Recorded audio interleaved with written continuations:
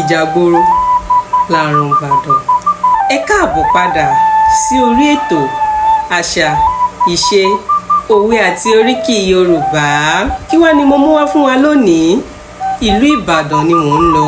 Gẹ́gẹ́ bí a ti ṣe mọ̀ pé ìlú Ìbàdàn ò kéré nínú ayé, ó yẹ ẹ bá mi pé ọmọ Ìbàdàn tó bá wà nítòsí kan wá fìkàlẹ̀ sí nítorí pé mo fẹ́ kí wọ́n lọ sílé baba ńlá wọn. Ìbàdàn Mèsì Ọ̀gọ̀ nílé Olúyọ̀lé, ìlú Ògúnmọ́lá ológbòdò keri lójú ogun, ìlú Ìbíkúnlé alágbàlá jáyàjáyà, ìlú Àjàyí ògbórí ẹ̀fọ̀n ṣe fìlàfìlà, ìlú Látòòṣà ààrẹ ọ̀nà kakanfò. Ìbàdàn máa jẹ̀gbín yóò fi kára ń fọ́rí mu. Ìbàdàn májàmájà bí ọjọ́ kìíní yìí tó jà gbogbo ará àdúgbò lógún. Ìbàdàn kì í bá ní dọ́rẹ̀ àwọn múni lọ sójú ogun. Ìbàdàn kúrẹ̀, Ìbàdàn bèrè kó tó wọ̀. Níbi olè gbé ń jàre olóhun.